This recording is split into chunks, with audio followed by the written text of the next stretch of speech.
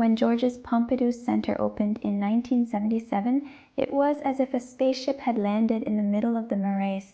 Imagine strolling through Paris's narrow medieval lanes in the mid-1970s and suddenly encountering a gleaming, metallic box on steel stilts, its rainbow-colored pipe snaking across the facade. For a city still reeling from the upheavals of May 1968, this was no ordinary museum, it was an iconoclastic statement. President Pompidou, elected just months after the protest movements, had deliberately chosen to shock and rejuvenate. He conceived a cultural center that would propel Paris back to the forefront of contemporary culture. Pompidou envisioned a place both a museum and a creative center where the visual arts would sit alongside music, cinema, books, and audiovisual research. In one breath, he was reversing the post-war decline of Parisian art and challenging the traditional French notion of a museum. This bold vision was a deliberate post-1968 revolt against the state cultural establishment. In the wake of street protests, student uprisings, and a generational revolt, many French artists and intellectuals were itching for a new kind of public space. The Pompidou Center's founding was seen as a direct challenge to the academism of state cultural institutions, a way to democratize art and make the city breathe with creativity. The site itself, an old slum cleared for the Beaubourg Cultural District, embodied the idea of cultural renewal, a half-forgotten quarter turned into the epicenter of cutting-edge arts. In 1969, Pompidou combined France's scattered cultural needs into one project. He insisted the complex include a massive new public library and an avant-garde arts center, later also adding a music research lab. It was France's first truly multidisciplinary cultural hub, a precursor to today's creative campus. By 1971, this audacious program, a museum, library, concert hall, movie theaters, and more under one roof, was put out to a worldwide architectural competition. Over 600 proposals poured in from around the globe. The jury, including internationally respected architects, was stunned by the winning entry from two unknown 30-somethings Renzo Piano and Richard Rogers, L with Gianfranco Francini. Their radical, inside-out concept, submitted on a whim, would soon literally redefine the vocabulary of architecture. The Piano Rogers design was unmistakably high-tech or structural expressionism, a new style proudly displaying its guts. Instead of hiding pipes and supports, they painted everything blue ducts, green water lines, yellow electricity, red escalators on the outside. The result was a building that looked like an industrial machine rather than a traditional museum of marble and dome. Early critics were aghast. Some called it Our Lady of Pipework or an art refinery. Others dismissed it as several hangars stacked together. Yet none of this repelled the city's urban culture hackers, and the center quickly became a lightning rod for debate. Today's tourists flock to the Pompidou's boldly industrial facade. When it opened, locals scorned the building as an oil refinery or hangar of art, names reflecting Paris's shock and amusement. Yet, over decades, the Centre Pompidou's bold display of machinery and color has become as familiar as the Eiffel Tower and Louvre. The interior remains a sprawling open space container designed to flexibly accommodate art shows, books, concerts, and street parades. Once visitors climbed up the glass-walled escalator, they encountered a cavernous white box inside, intended to be infinitely reconfigurable. The architects had been inspired by utopian experiments like Cedric Price's Fun Palace and the UK avant-garde group ARCHI-RANTS, which dreamed of buildings that could be continually rebuilt by their users.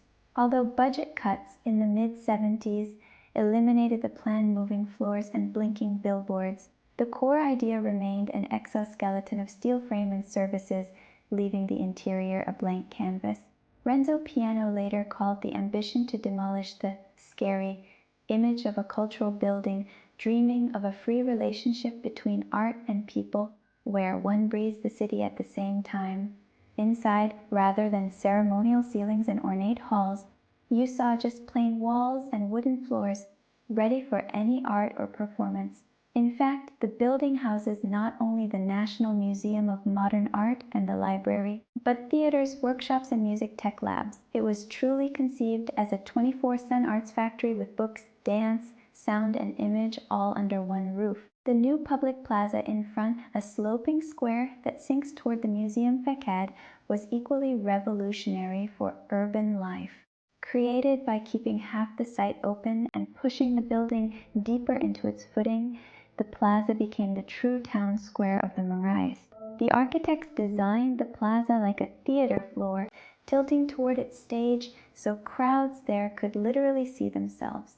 The architects envisioned this big urban building to become as lively as a village green during a fair, or as a street during a people's occupation, festooned with lights, screens, and speakers harvesting the city's energy. In practice, the open steps and terraces have turned into a constant performance space. Mimes, break dancers, poets, and skateboarders have filled it with life and protest, realizing that original 1970s vision of art spilling onto the streets. It effectively unearthed a forgotten public realm in central Paris, transforming a neglected spot into a magnet for everyday urban drama. Inside and out, the Pompidou was meant to blur old hierarchies. At street level, it proudly displayed its infrastructure so everyone could understand how it worked, a kind of analog transparency for an age before smartphones.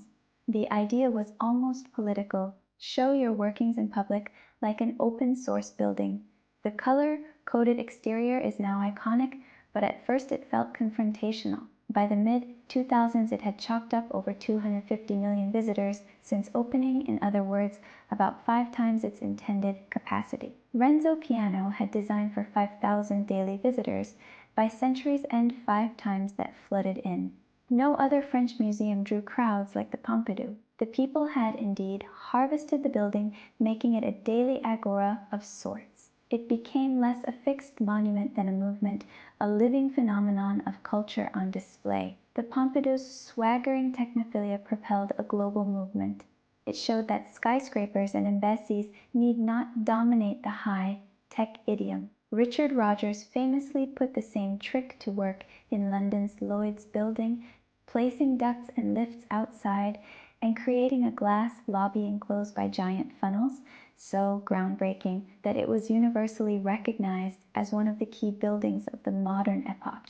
In fact, Bowellisms inside-out architecture became a beloved term in Britain. Other architects soon cited the Pompidou as inspiration seen in Renzo's ASBC headquarters, in Foster's Gherkin, in Tokyo's skyscrapers with external tanks. The Pompidou became an icon of the high-tech movement itself, an aesthetic that revels in glass, steel, and visible mechanics. In theory, it echoed Japan's metabolists too, those earlier visionaries who saw cities and buildings as organic, modular machines of life. Like Kisho Kurokawa's capsule towers, the Pompidou projected a confident futurism, asserting that architecture could be reconfigured, expanded, metabolized over time. In France, it also defined the era of national architectural projects under 5 presidents. It became the precedent and model for a new generation of national monuments. Its daring, bright box form inspired the glass pyramids at the Louvre, the sleek Arab World Institute, Paris's Science City, and under later leaders, the Grand Louvre, Opera Bastille National Library, Grand d'Archi, and Fondation Louis Vuitton. Ironically, the man who ensured it be built, Georges Pompidou, was once a Gaullist premier who had broken up the 1968 protests. Yet as prime minister, he had already begun to remake French culture policy, and by starting this project, he concluded an era of student agitation. Even as a beloved landmark today, the Centre Pompidou has had its detractors. Some architects have argued that, at street level, the building feels like an object placed in the city rather than emerging from it, a vaguely dystopian presence with no grand front door, mechanized more than humanized. Early locals didn't even think of it as architecture. At first they joked it was an oil refinery or art warehouse. Artists and thinkers have chewed on its symbolism. Some called it the first monument of a cultural revolution that questions the very notion of beauty. Others quipped that the Pompidou is to culture what the hypermarket is to consumer goods. Critics could be savage. One writer likened the structure to a snarling King Kong. But over time, many of those derisive descriptions became grudging praise. By decade's end, architecture commentators hailed it as a tour de force of civic ambition. As public space, the Pompidou has been nothing short of transformational. Artists have installed works on the Piazza. Teenagers skateboard on it. It hosts protest rallies and pop-up events. Before Pompidou, the Marais was often written off as neglected. After Pompidou, it became buzzing with cafes, galleries, and tourists. The city had given the people a new living room, and they occupied it. Even the city itself seemed to breathe differently. The pastel half-pipe and video art on its walls during the 2024 Olympics showed how the plaza can echo global culture. Generations of architects have since picked up the Pompidou's language. In Britain, Italy, Spain, and beyond, airports, schools, and apartments sprouted vibrant, painted exteriors. As if they were computers, Norman Foster designed London's Millennium Bridge and Hong Kong's airport with similarly exposed structural systems. In Tokyo, toy-like tech-lit skyscrapers owe a debt to Pompidou's futurism, just as do bold new designs by star architects like Calatrava and Gehry. Even inside-out concepts appear in everything from science centers to video game digital plazas. The Pompidou was not alone in this radical line. It was in intellectual company with the short-lived Metabolist and ARCHI-RANTS, but it was the first megastructure of its kind to actually get built and to survive. In the 21st century, the Centre Pompidou is both venerated and questioned anew. It has entered into the discourse on sustainability and digital life. In an era of screens and information overload, its renovated 2030 plan deliberately emphasizes human interaction. The lead architects of the renovation note that whereas in the 1970s speed, animation, and information dissemination symbolized progress, today we crave real physical togetherness. The colorful facade, once a raw display of technology, now stands as a kind of icon of transparency, literal and metaphorical. Plans to replace the old opaque curtains with clear glass to let in more light speak to the continued theme of openness. That openness is double-edged. The Pompidou's grand escalators to the sky became so iconic they now even charge admission, a twist that repurposes the public into a paying consumer. When the building closes for a 5-year overhaul, Parisians are complaining about losing their Plaza of the Revolution. Gallery owners, ex-directors, and artists have begged the institution to reconsider a total shutdown. On one side, Pompidou remains a heartfelt piece of urban democracy, a place where nothing is more sacred than the street with all its graffiti and spontaneity. On the other side, it is an aging machine fat with asbestos and rust, forcing a reckoning. Can this emblem of technological promise survive into the future? As we look at the Centre Pompidou today, it feels like a monument of a different kind of age, a halfway point between the mechanical utopias of the 20th century and our digital present. Its exposed guts remind us of the physicality of infrastructure at a time when everything is going underground or to the cloud. It represents the 1970s faith in progress through machines, now reinterpreted by younger designers as a warning and inspiration. In our high-tech world of filters and algorithms, the Pompidou still invites us out of our bubbles. It says, here is a public square and a building not just for the elite, but for us all.